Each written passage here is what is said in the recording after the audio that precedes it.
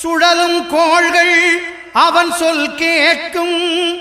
அவனை தொழுதால் போதும் நல்லதே நடக்கும். ஆனை முகனை தொழுதால் நவக்கிரகங்களும் மகிழும். நல்லதே நடக்கும், நல்லதே நடக்கும்.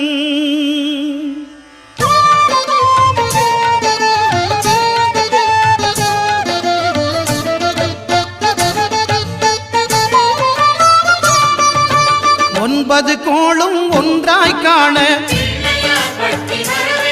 அங்கு கற்பகம் என்னும் கடவுளின் மெய்யில்.